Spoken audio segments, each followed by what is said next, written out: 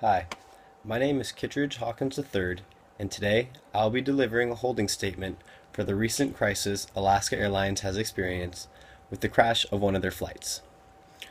On the morning of May 15th at 11:38 a.m. Pacific Standard Time, Alaskan Airline Flight 1738, while on their way from Seattle to New York City, was struck by lightning, which resulted in the airplane crashing to the ground.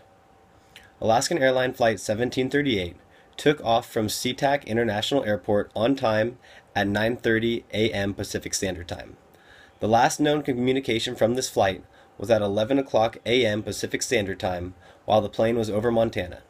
The captain acknowledged to base that they were about to go through a severe thunderstorm with heavy turbulence. 30 minutes later, base attempted to contact the airplane, as they should have been through the storm at this point. However, after no contact with the captain, base determined that they needed to locate the plane with their GPS coordinates. Once they located the plane, they found out the truth, and it is with a heavy heart that I am to report that the plane went down due to this storm. Currently, we are running a full investigation to see if there was any way that this situation could have been avoided. If anyone has any questions, concerns, or is just looking for information regarding this crash, please call our number at 206-433-2300. Again, that is 206-433-2300, and one of our representatives will be there immediately to assist you. Alaska Airlines will be letting the public know more information about the crash once it comes to light. Again, our hearts go out with the families and friends who have been affected by this tragedy.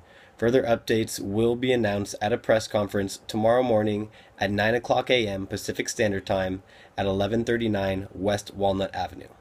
We will continue to work around the clock until then and until we have all the information surrounding this incident. Thank you.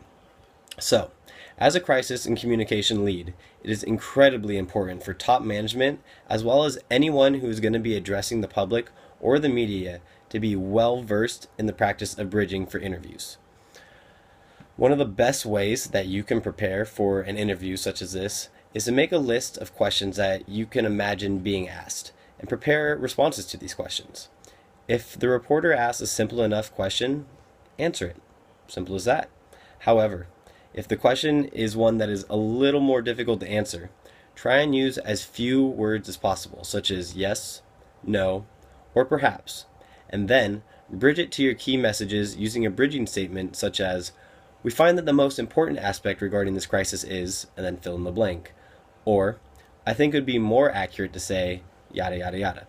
Or another one is, "Here's the real problem. Everything that I have said comes down to this, so let me emphasize what matters the most is blank," and fill it in. A possible question that could be asked for this crisis is the cause of the crash known? And here is a sample response to that with a bridging technique. No, the cause of the crash is still unknown, but let me emphasize again that we are working around the clock to find the cause of the crash so that we can prevent something like this from happening ever again. Our thoughts and prayers are going out to everyone affected by this tragedy, and we will not stop until the facts are all known and we can guarantee the safety of not only our own Alaska Airline family, but the safety of our customers, because they are the most important to us. Bridging is a great means to take charge and control an interview so that the key messages that you want to be portrayed are being portrayed to the right audience. With that being said, thank you for listening to my advice on how to successfully bridge in a crisis communication interview, and I hope this can help in the future with dealing with a crisis. Thank you.